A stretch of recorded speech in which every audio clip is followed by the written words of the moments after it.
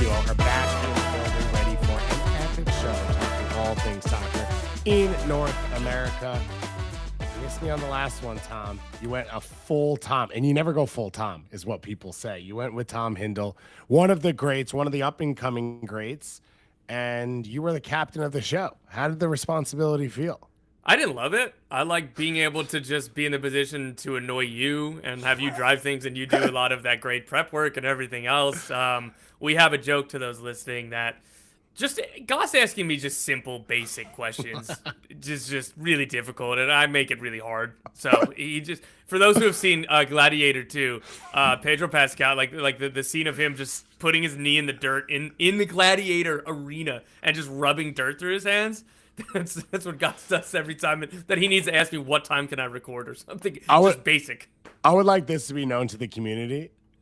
I wanted that to be the Russell Crowe Gladiator original, and I couldn't find a good picture of it, so I ended up with the Pedro Pascal Gladiator 2, which I obviously saw in theaters, but I would rather have gone with Gladiator 1, which is arguably the greatest movie of all time.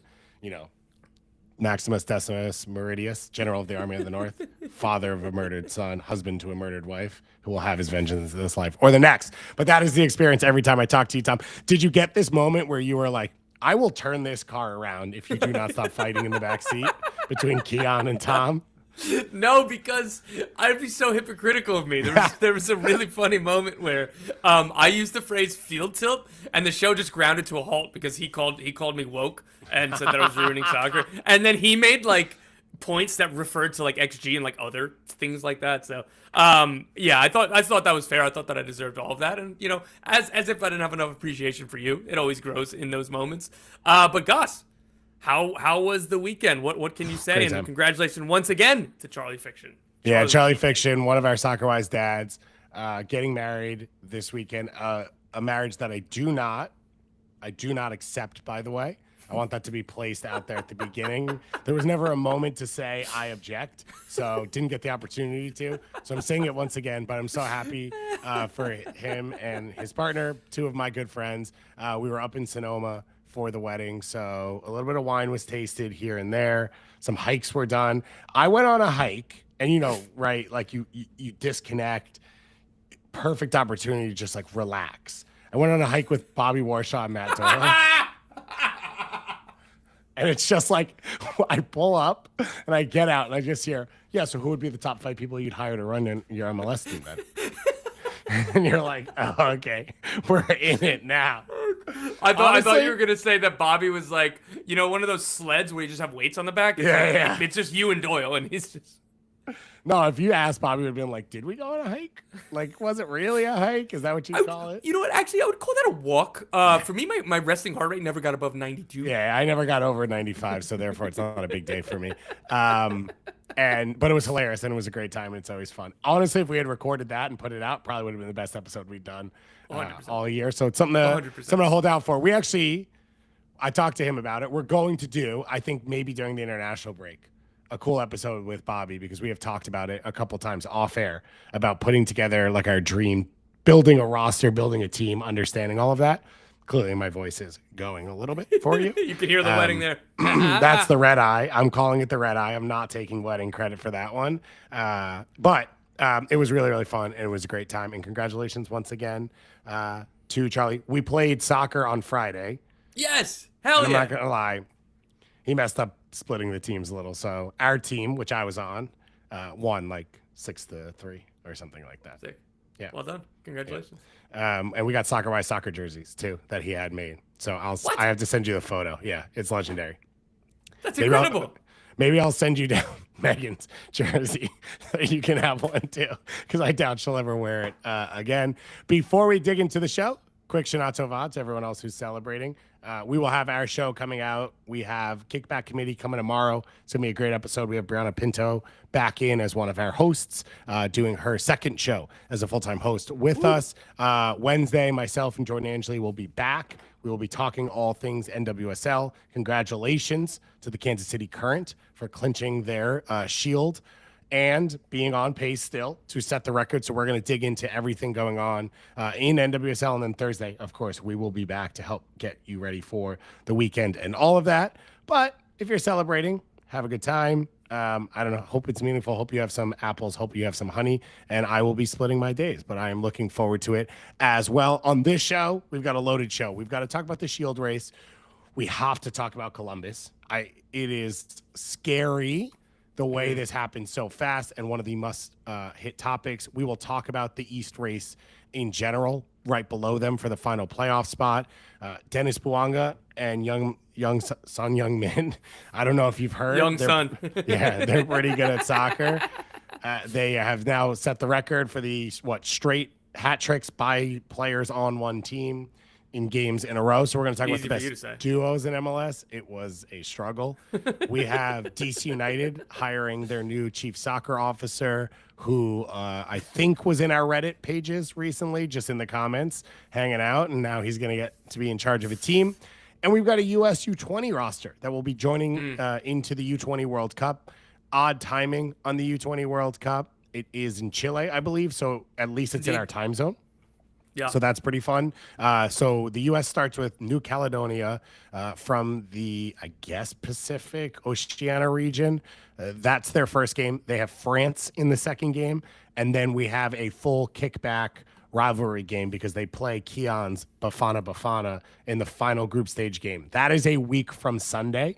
So we're going to talk about the roster a little today. We won't hit the games as much because they're kind of going to be happening as we record next week. And then the following Monday, after the group stage, we're going to dig into everything we saw and talk about this group. It is, I will say right now, I don't think that this is the one that has the next Pulisic, but I think there's a lot of talent on this team. I think there are a lot of players who are going to be good professionals and probably solid national team prospects. And that's not a bad way to go into a tournament like this, as long as the team can get cohesive pretty quickly. So we will talk about all of that coming up. Let's start with the Shield, Tom, because, I got the phone out. First of all, I'm on a different time zone. So NYCFC Charlotte kicked off at 10 a.m. or 9 a.m., which was a whole vibe and experience. And then from there, it felt like the rest of the day was chaos. On Saturday, Philly somehow were able to recover themselves. Probably helped that they played New England. So they won 1-0 to stay at the top of the Shield race. The teams right behind them, San Diego lost a little ground with a 1-1 draw at Atlanta. Charlotte finally had their historic winning streak broken in that opening game against NYCFC. And then Cincinnati got the win, Tom. And it was, not a full flip of everything because Philly maintained, but it feels like every show, it's like, these are the teams we have to talk about, and that changes every single time.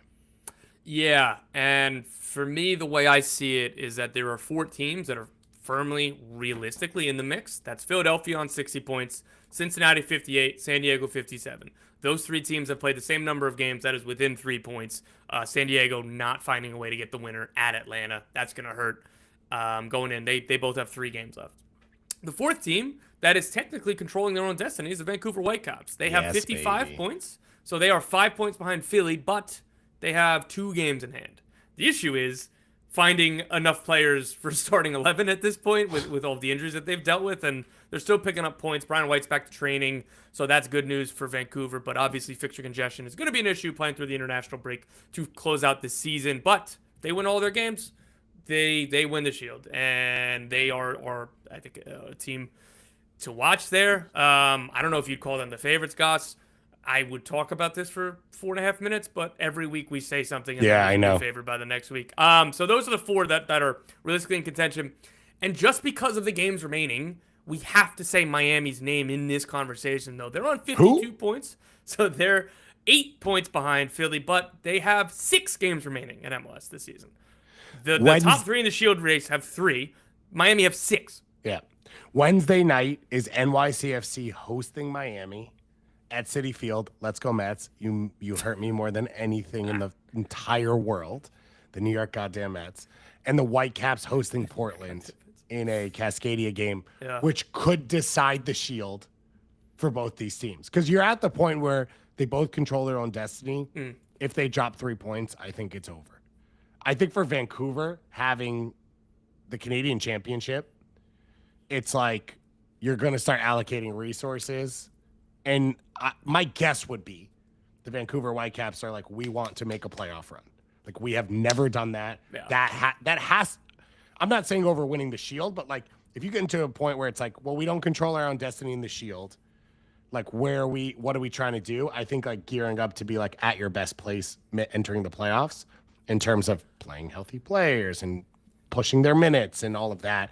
The next week, Vancouver plays Portland on Wednesday and they play Seattle on Saturday. Yeah. And that goes into a midweek Canadian championship. And then at Orlando in the international break while they're already struggling and going across country. So, to your point, you said that you don't know. Yes, they should and I think will be prioritizing get right for the playoffs because it's not been the same situation in the past. It's not like that they've been in the Shield race before, but they've had momentum going towards the playoffs, whether it's midseason or the end of season a few years in a row, and then they just keep running into LAFC and losing. Or, again, before that they got to the CONCACAF Champions Cup final this year, the previous was they just kept getting Tigres in the round of 32 for whatever reason. So they got through the CONCACAF Champions Cup gauntlet, getting to the final, an incredible, memorable run. And now, like, while the Shield would be nice, what's most important is that they're not stretching Brian White, Thomas Mueller, and whoever else that they have left in terms of their air quote best 11 to the brink by playing them 90 minutes or 70 minutes in every one of these games. If they're in control of their destiny on the Shield, that's priority number one. That's why I think this week is the most critical, because if they lose control of that destiny, that's where I shift my priorities away. But if they win the Shield this year, that's it, right? Like it's the greatest. It's already greatest season in Vancouver history. They went to the CCL final again. Just gonna keep calling it that. They're gonna go to Canadian Championship final. They've been good all year. Like they signed Thomas Mueller. All that stuff's already there. But that's where I think the focus goes for them. And then on the flip side for Miami, this means a little bit less because like Messi decides when Messi plays. They're gonna play everyone else as much as they have to close out the season. And because of the games in hand, the range with Miami is still like we need a home game. Like we need to be the home seed. Like that's how far their stuff is. Where Vancouver, it feels a little bit less like they're going to fall out of the top four. And I great. You beat DC United. Congratulations. I'm still not in. This was part of our height conversation. I was told like Miami's just going to win the Shield, right? Like everyone knows that. I'm less convinced on that side of things. Well, definitely not on the Shield. Like I just doubt. Again, they have the 6 games in the next just under a month. Yeah. That's too much. That's a lot. Like the likelihood that they run through this game against NYCFC is really, really hard, really quickly. Like they just beat Charlotte. NYCFC, since that they signed Nico Fernandez, 6 wins and a loss. The loss was inexplicably to DC. They've mostly played really good teams. And NYCFC's record against playoff teams versus non-playoff teams is much better. Like so, they're like Miami should not be favorites in this game. Yeah. If NYC wins this game, they will be 4 points behind Philadelphia on equals game play. They will jump. Oh, they have a game in hand too. Yeah. Yeah, Jesus. They will jump because this is their game in hand, though. Yeah. So, and they will jump. They would jump to 4th in the entire Shield race. They would jump to 3rd in the Eastern Conference. Yeah. I think it's probably too far for them to get all the way past all these teams, but like puts them in a conversation for a home seed and all of that. They've been playing really good soccer, but as you said, they have this weird thing where they play great against great teams and bad against bad teams. Not to keep on doing schedule talk because it gets monotonous and boring, but one more for the consideration. NYCFC, after playing Miami, they play Philly in the second to last game of the season. So that, again, if you're chasing that team, that's a good way to ensure that you pick up 3 points and they pick up 0. So maybe not totally dead yet, but this is not something I saw coming a month ago. One of the teams we haven't mentioned kind of at all is Cincinnati, who held serve with a 3-2 win against the LA Galaxy, not in the prettiest way. They went up a man late. They were able to get the goal from Brenner to seal things, even though they gave up a goal right after that to Mauricio Cuevas. It feels like they've steadied themselves a little bit, though, over the last 2 weeks. And, like, I counted them out of this, and I think I was wrong about that, and now they're back in. Yeah, again, at LA, that helps with your goal-scoring woes, but home to Nashville, at LA, they've scored 5 goals over these last 2 games. Before that, they had been shut out in 4 of their last 5 games, and they had multi-goals one time since mid-July. So any game in which they see the ball at the back of the net a few times, I think is important. And the one team we haven't really talked about here is so Charlotte lost the record playoff or What a record run. win streak. Incredible run, fall at the hands of NYCFC. Where do you stand on what we saw from them and sort of who they are going forward? So what was very important on this run, other than obviously just picking up a ton of points and being on a historic run, they answered a lot of questions about this group that we all had, and I think that they had themselves. So first of all, is Idan Toklamati good enough to be a starting center forward for a serious playoff contending team, like somebody who's challenging for trophies? Absolutely, 100% yes. Check mark. Kind of tangentially related to that, the attacking spaces and sequences around Wilfried Zaha. Where is it best for Zaha and Pep Biel and Toklamati and who's the wing back? Like, what is the structures? Do you play a 10? Do you play Biel on the wings? I think that they figured that out as well with how effective Brant Bronico has been as a pressing 10, 8.5, whatever you want to call it. And then that really frees Zaha and Pep Biel to only be attackers. Obviously, you can play Kerwin Vargas and put Biel in the middle. So they have that optionality, which I think is good. And then same thing with the back line, like juggling. Okay, does Reem play left back? Privet's dropped out of the starting 11. And I think that they've really settled on something that works. And those were their biggest questions facing when they started this run kind of in the summer, like pretty much going to a round when Ajimang was sold. I know he was gone for international duty at the Gold Cup before that happened, but throughout that time, like they had last dropped points July 3rd. And along that run, they've put together the ceiling of this team that I think a lot of us thought that they had in them and was getting less and less hopeful that they were ever going to reach. And they did it over the last couple months. I would like to state, so there's always one non-starting center back in MLS that I'm like, I call it the Kamal Miller player. Someone should trade for this player because they're a starter. Andrew Privet's that guy. They got better when Andrew Privet stopped playing center back because Tim Ream stopped playing left back. And like Tim Ream's a more expensive player. He's more experienced. He's going to start. That's fine. But like Andrew Privet is a starting center back in Major League Soccer and might be a really good one. And I wonder if it's just Malanda gets sold. He moves back in. Okay, fine. But listen, if I'm Andrew Privet, I'm going in. I'm saying, send me somewhere where I'm the guy then. If I'm not the guy here. And I want that Andrew Privet energy. I think he goes full Jimmy Butler if it was me. That's what I would do. Just winning games with Crown Legacy players in training. You can't win without me. Frank Dolan in the chat, one of our favorites, is like, you've talked about the Shield a lot. Who do you think finishes top 4? Frank, we don't know who's going to finish 1. You think we can predict 4 spots at? And this is what's absolutely amazing. Yeah. And this, what? No, I'm saying, that leads us to the next part of this conversation, the Columbus piece. Which is the Columbus Crew were like, outside chance Shield, they'll be top 4, and had one bad week, is what you could call it, including half of a game that they won 5-4, and they have dropped to 8th place in the Eastern Conference. There is enough of a gap that it feels pretty safe that they're away from 9th, and we'll talk about the final playoff spot. But the connection from Columbus on 50 points in 8th up to Charlotte on 53 in 3rd is absolutely nuts. Nashville dunked on Orlando City. Then Orlando comes back and beats Nashville. NYCFC Miami, we'll see this week. But Columbus is this huge story. They are now, I wrote it down, 1, 2, and 3 since Leagues Cup, and they return back into league play. The one win is the 5-goal first half against Atlanta that somehow went from the greatest 37 minutes of any Columbus fan's life to the worst game of their life, where Diego Rossi limps off with a hamstring injury that is going to keep him out basically for the whole regular season and maybe the postseason. And then they gave up 4 goals to like lose all momentum, and they are now down to 8th in the Eastern Conference. What do you make of this Columbus group? We just keep assuming it's going to click. I think that Wilfried Nancy plays a small squad. Is that part of the reason why they're really slowing down here? Listen, in their last 9 games, they've won twice. Home to DC, at Atlanta. In this run of play, they've had 3 games against Toronto and New England. They have not won one of those. Yeah. They have another game against the Red Bulls. They have not won that. This run should have been where they climb up the table, and they've slipped into 8th.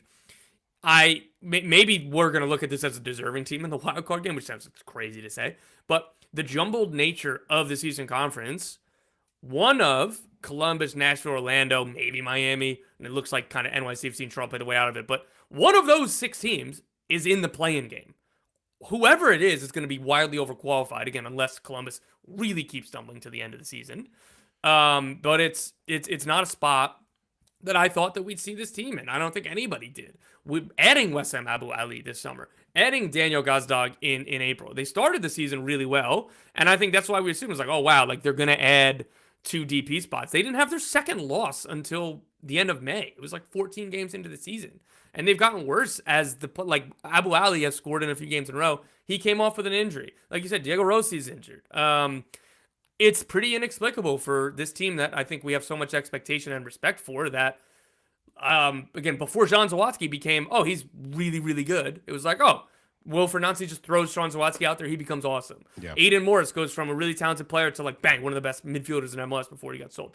And Max Arfston goes from San Jose's next pro team or US, whatever it was at the time, to one of the best wingbacks in the league. And then you kind of go on down the list, and it's like, oh, like Wilfred, if you're halfway good, Wilfred Nancy is going to get the best out of you. And so it kind of doesn't matter as long as they have 18 good players or competent players that they're just going to pick up a lot of points. And it hasn't. Chiberico has not been good. He's a mistake leading to a goal in human form. And I think that's been really difficult. So the back line has slipped, and then the attack just isn't explosive enough. Does Gazdag have a goal from open play, if that? Like, I know he scored from the penalty spot. That hasn't worked out like we thought it did. I thought it was going to be seamless. So I think it's a lot of maybe small would be too dismissive, but it feels like a lot of small problems all at the same time. Yeah, it's death by a million cuts, it feels like. The cardinal sin of the whole thing is that they like having thin rosters. Like Wilfred Nancy likes having a thin, fluid roster. And rather than have true backups at every position, he wants the Sean Zawadzkis and the Steven Moreras and guys that will play 2 or 3 spots. And they've had a lot of injuries.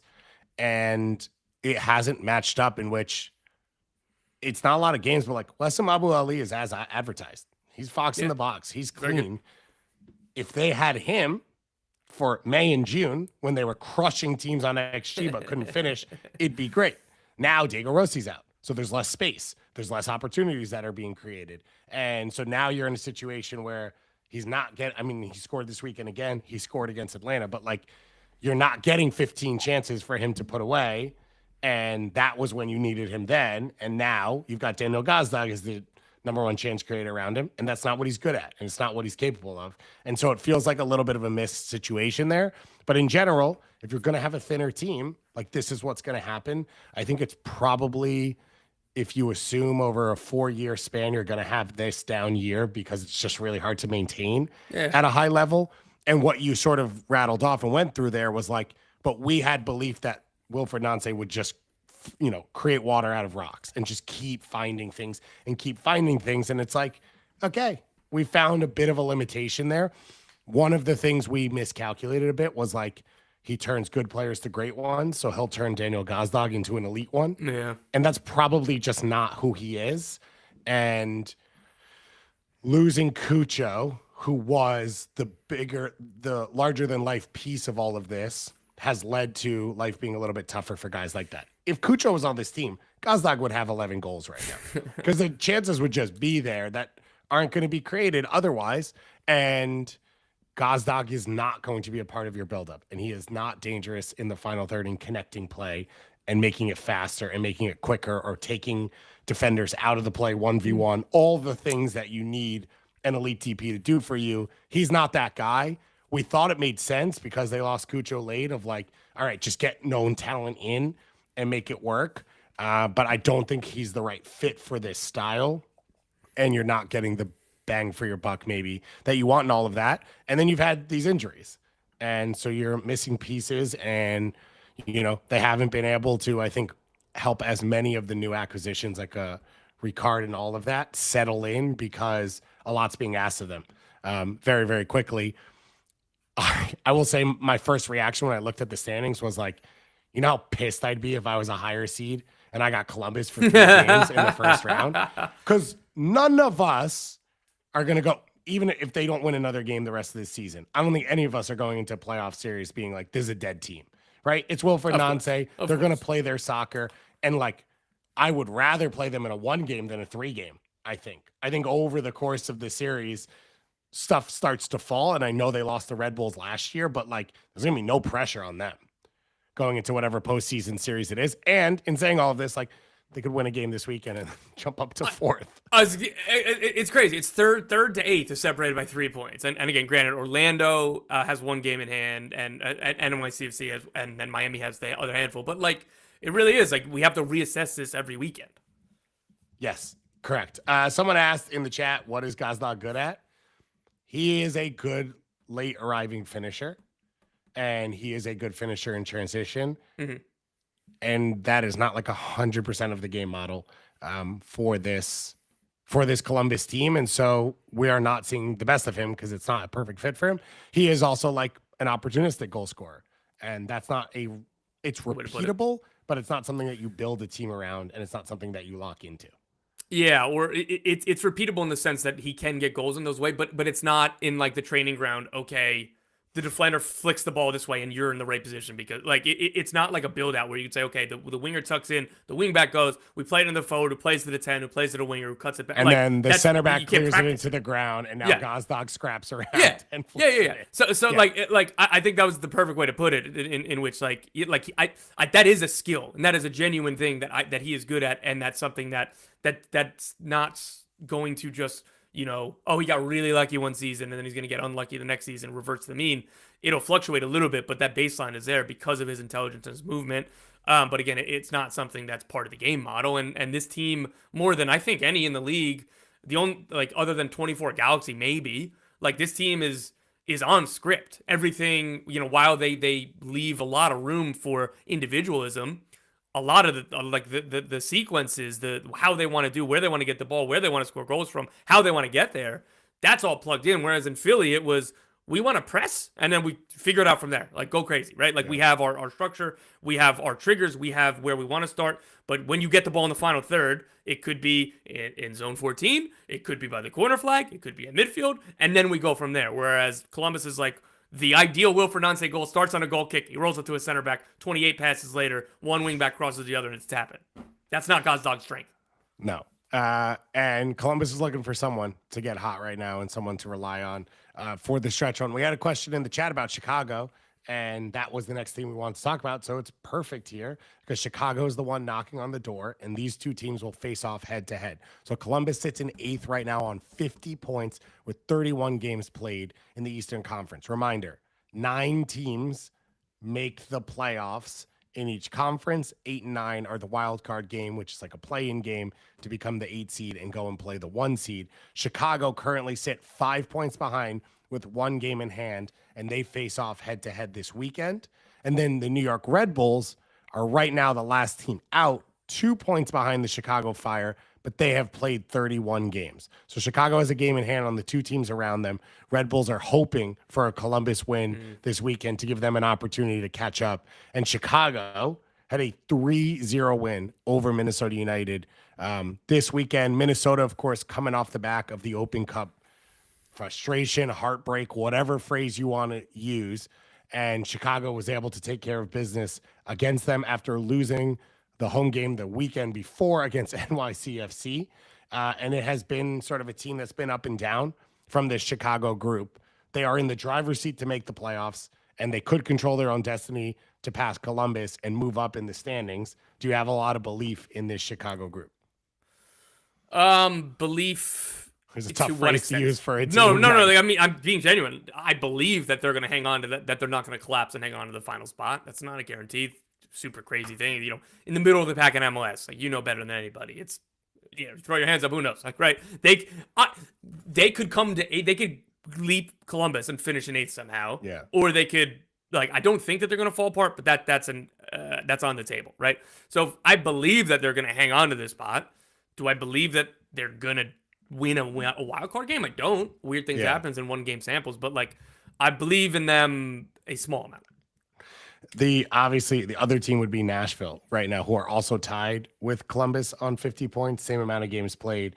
The obvious outlier there for Nashville is they have an Open Cup final to account for. So they play Houston, then they've got the Open Cup final midweek, then they play Montreal, and they finish with Inter Miami after the international break.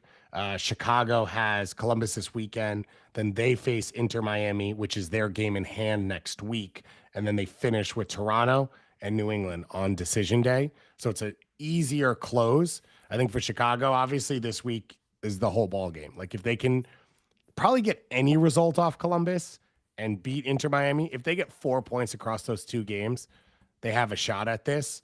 If not, then they're fighting for ninth place against a New York Red Bull team that just knocked off Montreal. Before we get there, for Minnesota, this is a tough week. I think Minnesota and Philadelphia have had two of the toughest weeks I've ever seen in this league, from a high to a low.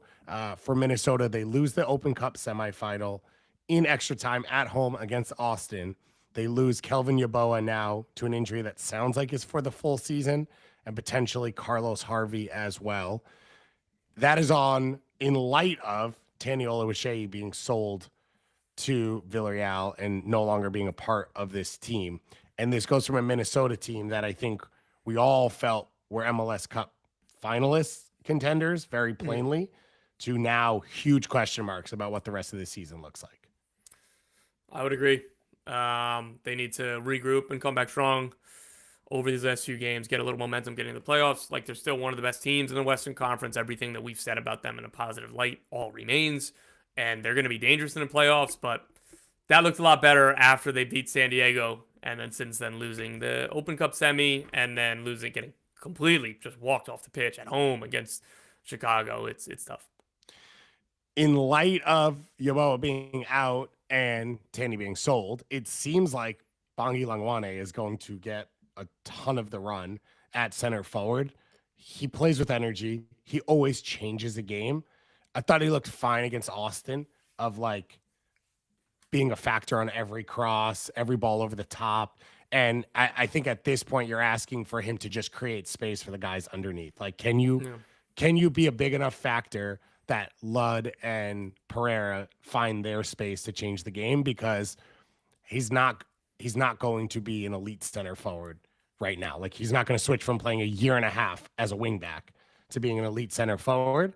Minnesota finishes with Colorado, Sporting Kansas City, and LA Galaxy. So in terms of finishing top four, it's probably safe for them. But this was a team I very much thought was going to be a heavy favorite to win the Western Conference when we got to playoff time. I have to see what it looks like a little bit longer with Bongi there, with the way this team plays. Carlos Harvey's a huge loss, the way he steps into midfield and feels comfortable in possession for a backline that not everyone feels that way. So it's a lot for Minnesota now, off the back of what looked like it was going to be the best night in the club's history. And now all of a sudden, a week later, you're talking about what is the future of this season. Red Bulls got a 2-0 win over Montreal. Shupa Boateng and Tim Parker with the goals. We got Red Bull fans in the chat, Tom. There's no way this season ends good enough for. They went to MLS Cup last year. We thought it was going to be better. It's not. They could still make the postseason. Yeah, and anything could happen there. But like, this team should have been fighting for top four, not clawing for their lives to the playoffs. Shupa Boateng has been good. That's been the most positive. Like, Hack has not been good. The team just feels stale. There's a lot of, I don't know. Again, at that open DP spot, win the chase for Timo Werner.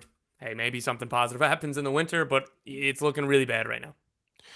Let's take that to talk about our next thing, because we went through and did our Weeby thing and put together a list, and it is a list of the best duos in Major League Soccer, because Son-Bouanga and Son Heung-min, as I mentioned, have set the record for continuous hat tricks for one team in an MLS set of regular season games.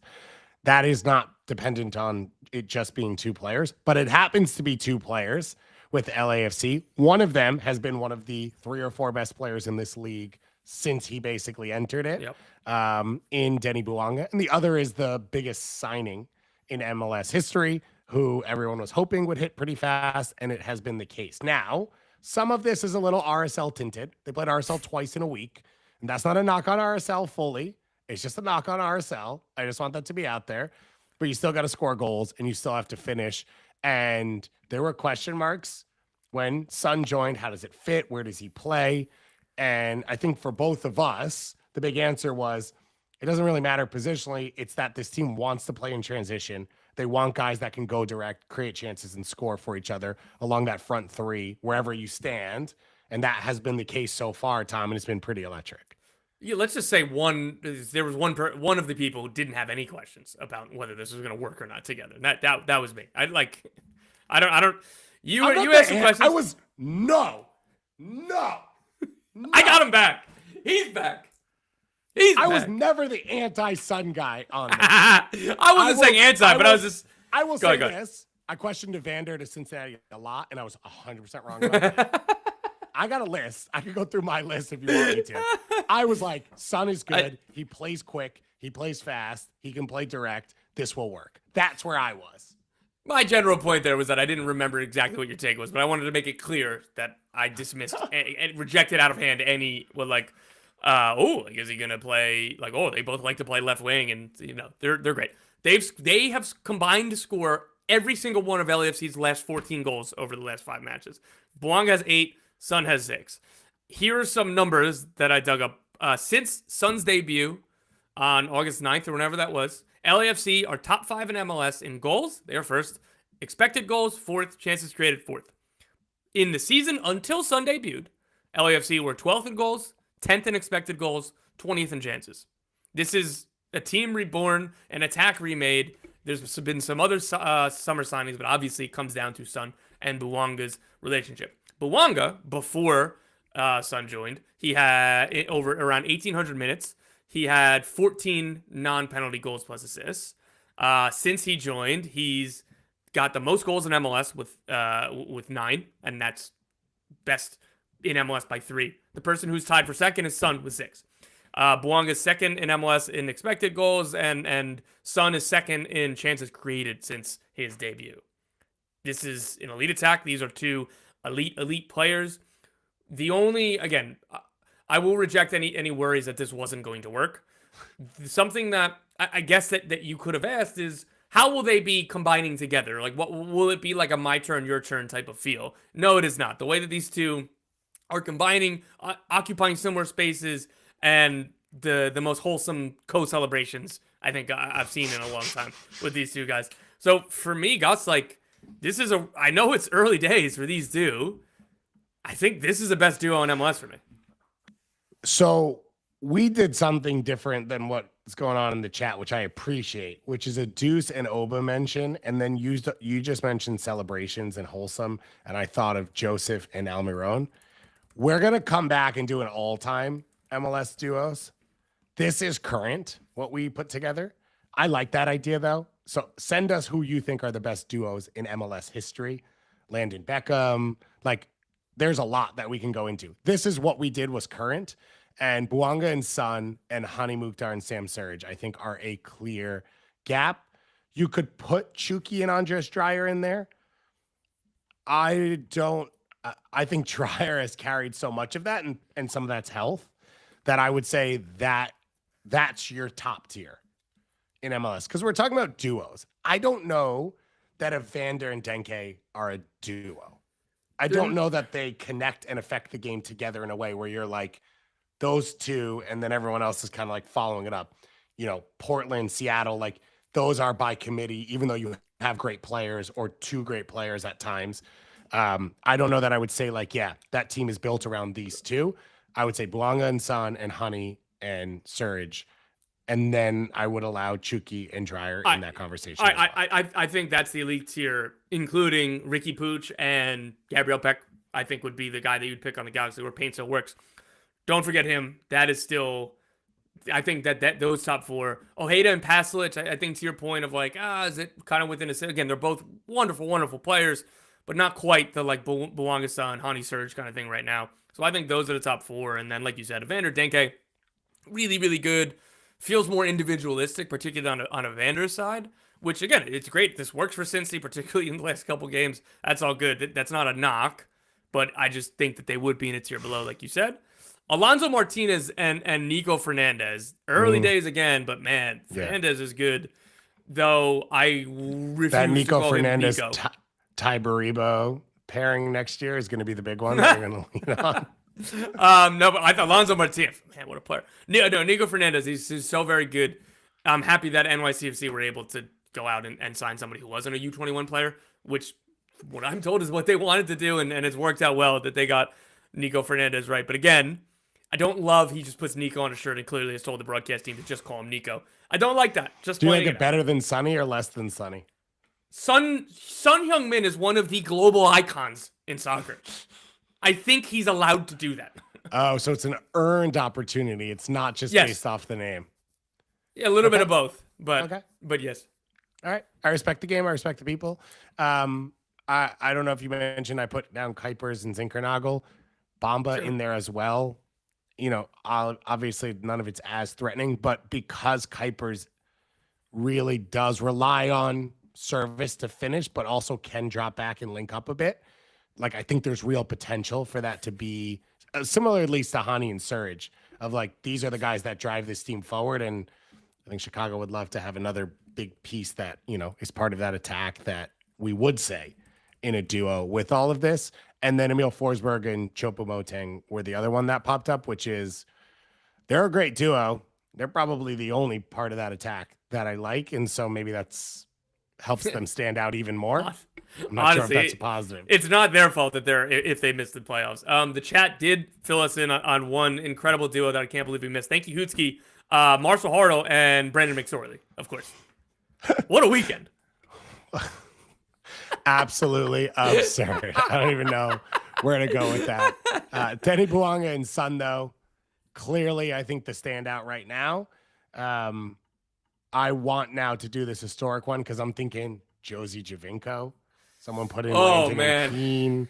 Yeah, I mean, Don McKean. You could think D-Row and Brian Ching or some of the other partners D-Row had at his peaks. Echeverry Moreno back in the day. Yeah, there's some awesome ones that we could go into. So I think we'll do that coming up. So send us any of the names you have. You can hit us up on Blue Sky anytime. If you're not already part of our Discord, subscribe to our Patreon. It gets you access to a Discord. It also gives Charlie Fiction a little bit of work to do in his post-wedding recovery time. You can always comment on the YouTube. I always dig into those and look at them. I love when someone comes in and is like, why didn't you talk about this person for 15 minutes who we did talk about? Those are normally my favorite comments, so I appreciate those, and they always make my day as well. Let's hit a couple other topics before we get out of here. Real quick, the New England Revolution were officially eliminated from MLS playoffs in 2025. We talked about them a little bit last week because they fired Caleb Porter, so we're probably not going to dig into that one that much on this.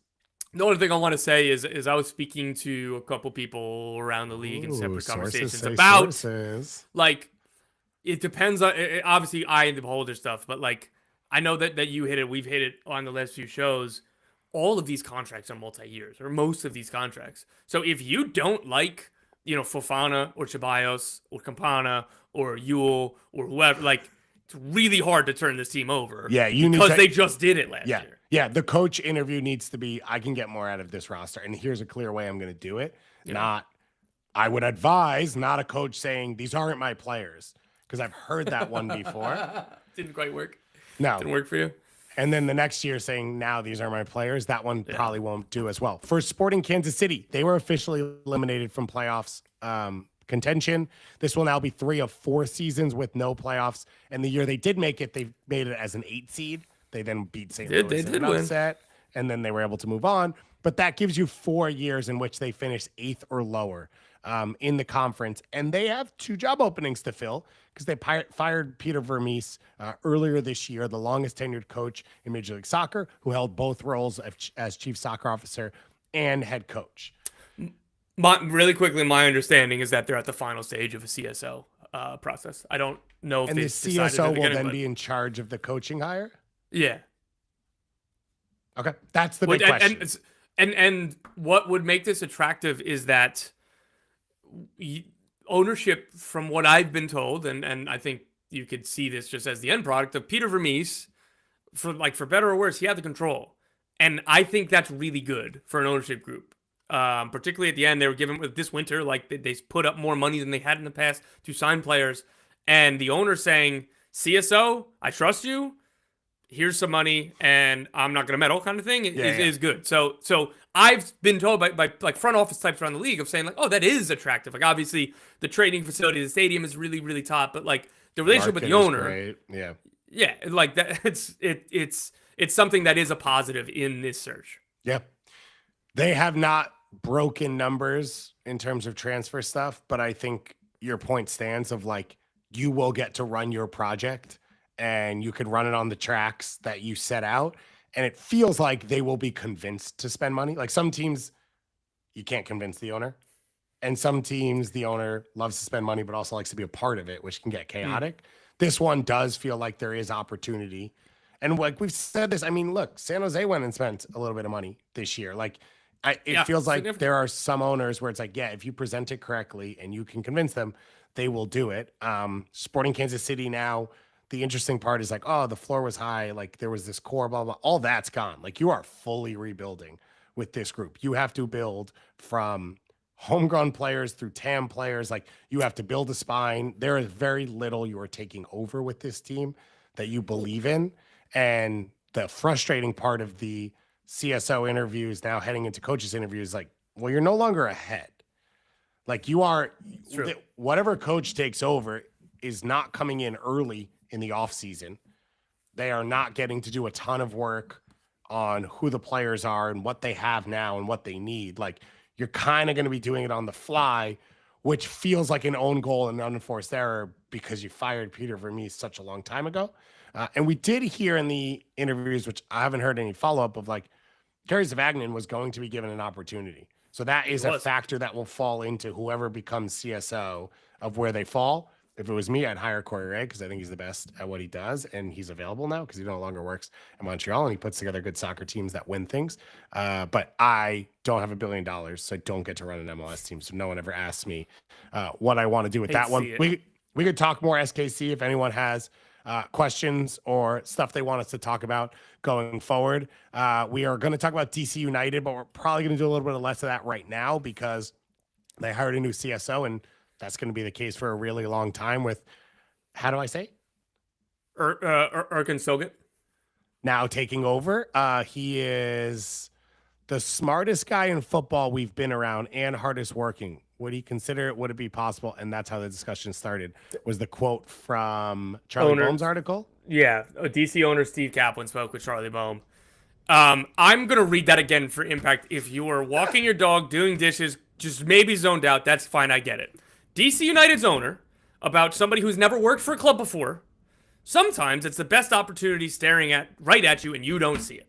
It's like we had the same idea at the same time. It's like, and again, for emphasis, it's like this is maybe the smartest guy in football we've been around and hardest working. Would he consider it? What? Like, again, man, like, I feel like I'm being churlish and pessimistic about this, and I'm trying to push back on it because that's not fair to this guy. You shouldn't go into this assuming that things are... But, like, you just set the bar at, this is the smartest and hardest working man in soccer. He's not working from the facility. He lives in America. He's working remote to start out. That's the hardest working person? You've set the bar at the hardest working and smartest person in the world of soccer. Gus, if they win 3 MLS Cups, is that good enough? Because the hardest working and smartest man in football should probably win 5. Like, what an asinine thing to say! What are you doing? What is going on? Listen, they got sold the bill of goods, and they are loving it right now. Why is it, even if you believe that, why would you say that? God. He was part of the consulting group that helped them run the search, correct? Yeah. He was the he helped be a consultant to hire the head coach. The head coach wanted him to be the GM, and all of a sudden, guess what? I did my consulting, and I looked far and wide, and the person who needed to run the team, I was staring at him right in the mirror. Dude, this has Jurgen Klinsmann written all over. He did this with Hertha Berlin. He took over as an advisor, and then he goes, you know who you guys should hire? Me. And then he got fired 50 days later. It's got big life coach energy of like, you should go do this business stuff. Then all of a sudden it's like my Sherpa now is in charge of all financial decisions for this Fortune 500 company. Dude, again, man, like I'm trying to get the benefit of the doubt. They're making it so hard. I hope we get dunked on, by the way. AK, like, I hope this works out. Great. I'd love DC United to be good. I think DC United should be a good MLS team. This really doesn't feel like the way to go about it. There is, I believe, a decent chunk of literature about him because he's a writer. Is that correct? He's put together a couple novels of his own. 7 books. He has 7 books. Yeah.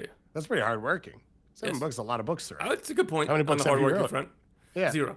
Yeah, exactly. So he's both out here being the smartest guy in football and writing 7 novels. The novels, I believe, are about a super agent in soccer who basically is like Liam Neeson's character in Taken, is my understanding. I haven't dove that far into it, correct? Okay, I'm pretty sure that's true. We might have a book club episode coming up. I'll tell you, I don't want to spoil I don't know if they're planning to write something about it. A friend of ours who works in media is reading the book right now, and I'm getting random screenshots. Yeah. So I hope that there's something to come out of that. Tom, you throw that on the Audible while you're doing your push-up routine every morning. What, it's about 350. It takes you about 12 minutes. We'll get through that book pretty quickly. I love Hootski in the chat. This sounds like something Pablo Torre will find about in a couple of years as he investigates. It's good stuff. I will say it kept my group chats flowing this weekend. So thank you to DC United for a little bit of that. We've talked DC as they got eliminated and fired people and everything else. Let's close out on this. We've got a U20 World Cup around the corner. The U20 World Cup kicking off in Chile this weekend. The U.S. is in a group, as I mentioned at the top of the show, with New Caledonia, France, and South Africa. We got the roster officially released. I have a list of players that I don't think should be on the roster, and I've got a list of players I'm very excited about to watch. Tom, what do you want to start with? Dealer's choice, guys. You're the one who came off the red eye. Here's my thing about the players who shouldn't be there. They're all great players who should be on the roster. If I am worried about the development as a professional of Reed Baker-Whiting and Luca Bambino, do I want them playing in shield-deciding, fully professional soccer games in front of between 25 and 50,000 fans? Or do I want them playing New Caledonia in a U20 World Cup group stage game? I love the national teams. I love the Youth World Cup. I'm going to watch it. I'm going to watch every game.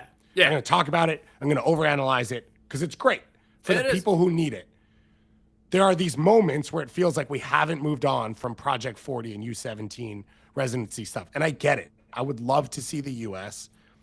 be a finalist in a legitimate FIFA tournament. I would love to see the U.S. on the men's side win something. But this isn't going to win you a World Cup by having players who are legitimate week in and week out, professional soccer starters as teenagers. We talked about some names, and I think you were right. Peyton Miller, they're eliminated. He should be sold to a European team for a bunch of money. This is not a bad spot for him to be, and he's going to be a leader on the team in a way he's not. But some of these guys, I still don't understand pulling them out of their club teams in huge moments of the season when they're playing for them to come. Other players that haven't broken through, great opportunity, all of that, fine. But even a Frankie Westfield, where you're saying Philly's limping over the line, can they win the Shield? I want him in training with those guys every week. I do too. I want him being pushed to the potential of saying the season hinges on your shoulder. This is an opportunity, than being there. And that has nothing to do with, like, I feel bad for the clubs a little bit on this one. San Diego's missing 2 legitimate pieces in a Shield run to a U20 World Cup. Yeah, again, Westfield and Bambino were the two that stuck out the most to me. And the unfortunate part of this is the first time, in at least recent memory, I didn't go back and check all of them, but this tournament normally happens in May. I'd be fine with Luca Bambino, Frankie Westfield missing time in May. Again, depending, case-by-case situation, all of that. But this is the end of the season for MLS players. That's tough. You look at some of the other players on the roster. I just pulled it up. Like, again, Peyton Miller, somebody that I'm excited for at the tournament as a left back. He's listed as a forward because this team has more quality defenders than they do attackers. That's something. Benga Kromaski is on loan at Parma, and he got released for this. Yeah, it's tough. I don't think that bodes super well for his first team prospects at the club. And, like, he's a guy, he's played a handful of times for the senior team. Like, this is one where it's like, oh, man, like. Yeah. He does have the potential to be a star for this team. I have said many times, I think Benha can play at a really high level. I think he's a run deuter. I think he's like this weird floating goal scorer. I don't think he's a playmaking, high percentage passing center mid. So he's got to fall in the right place at the right team. The guys I'm excited about to lead this, and one of them is one of the guys who shouldn't be on this team, is Xavier Gozo. Like, what you've done this year, be the best player on the field. Like, whether it's right mid, whether he plays a little bit as a center forward, whatever it ends up being, like, this can be a tournament where it's like you take over, that you're the story, and he's good enough to do it. And I think if he does that, he goes from soccer-wise putting him and kickback putting him as level up guy, and like we're talking about him, to now Tom's reporting on $5, $8, $10 million in the offseason for him, and RSL are a team that obviously would take advantage. The guy I'm most excited to see, because I'm a huge fan, is Taha Brun. I love his game. I love the way he plays. I want him to take over. I want him to dominate this tournament. Yeah, I like those. Again, already talked about Peyton Miller. Cole Campbell, I'm expecting, again, a big role for him, a big tournament. Josh Winder, I was hoping that he was going to be more on the brink of minutes with the Benfica first team. That is not an easy thing to do. Hopefully he can use this and keep going. He's extremely talented. I think he has the biggest ceiling kind of in that back line. We already talked about Bombino. He'll be in Europe at some point in the next 24 months. Diego Cochin, I think is a really good spot for him too. Again, this is a guy with Barca's B team, their second team, so he's getting time with them, or he's with Barcelona. He gets to be maybe he'll be the starter here. Whichever one of it's a really talented goalkeeper room with Cochin, Boudry, and Duran Ferry. Like this, that makes sense for these three players to be here, kind of in that context. But again, so Cochin, Josh Winder, Cole Campbell, Xavier Gozo, again Luca Bombino. I think those are the five that I'm excited about. Yeah, and there's a lot of, as I said, I think a lot of these guys could be good players. I think a lot of these guys could be around the national team. I don't think the next Tyler or Pulisic is in this group specifically. Peyton Miller would be my number one pick if you push me on that, of like the next Alex Freeman, right? The next guy who could be Joe Scally, whatever it is. Partially that's position, and partially that's because I think he's really, really good. But otherwise, I'm excited to watch this team play. So as I said, the games are a little odd for us. We'll have coverage of it. We'll mention it in each of our shows, and we will do a big review of the group stage and hopefully a preview of the knockout rounds. I don't want to guarantee anything anymore when we get into these international tournaments and the way things fall. All right. Thank you to all of you for being here. We love the energy in the chat. As always, this is why we love to do this live. For anyone listening via podcast, send this to a friend, like it, subscribe, comment. That's how other people find us. And we are excited for the stretch run of this season. Like every weekend, the insanity is exactly what we want. We love being in the Discord with everyone, talking about it. As I said, going to a friend's wedding and us wearing Soccer-Wise jerseys and like taking Soccer-Wise pictures and all of that. Like, this is our lives, and we love that it's all of your lives as well. And we love everyone that's there with us on this journey, and we have a ton of fun doing all of this. So we'll be back again with a bunch of shows coming up all week. We've got the newsletter as well that you can subscribe to, so we never leave you too lonely. And we'll talk to you all again very, very soon.